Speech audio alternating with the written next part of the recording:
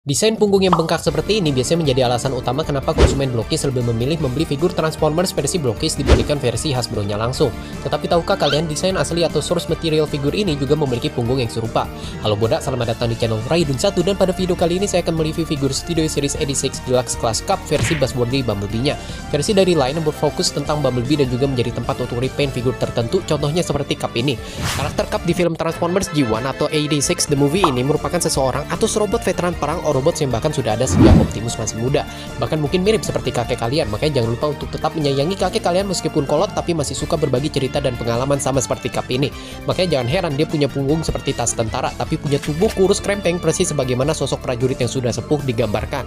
Ya kecuali mukanya terlalu peot dibandingkan versi aslinya, jatuhnya malah mirip Willem Dafoe. Studio Series memang tidak terlalu kaku dengan source materialnya, ada beberapa yang dimodifikasi agar terlihat lebih modern dan menyesuaikan persepsi selera konsumen sekarang. Makanya terdapat berbagai detail tambahan yang bisa dilihat terutama liningnya. Cup ini sebenarnya memiliki detail cybernetic yang lebih banyak seperti versi regulernya yang menggunakan plastik bening pada dada. Namun hal tersebut dirubah dengan plastik opaque keabu-abuan agar terlihat lebih akurat dengan animasi. Warnanya juga dirubah dengan turquoise dan light blue. Mata versi ini dibuat lebih cerah agar tidak terlihat seperti mayat hidup.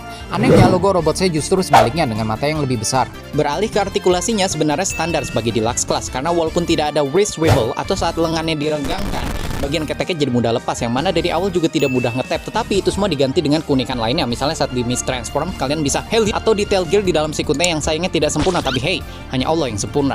Yang pasti figur ini masih bisa split, tidak seperti kebanyakan pemuda yang jarang olahraga. Olahraga gih, kompromi artikulasinya juga ada yang digantikan dengan minimnya bagian yang kopong, jadi tidak terlihat murahan seperti ya. Bahan pada figur ini juga solid, dipakai buat nipu pun masih berasa sakit. Hanya saja bagian tubuhnya dapat lepas sendiri.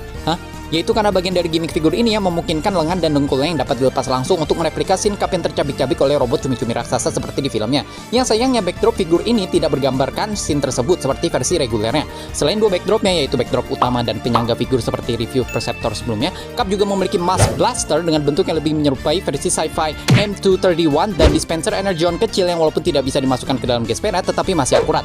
Kecuali untuk warnanya mungkin dan detail sculptingnya yang dimodernisasi, tapi lagi-lagi bukan hal yang buruk. Tetapi saya harap energon pada dispensernya dicat pink sih biar lebih berasa energon.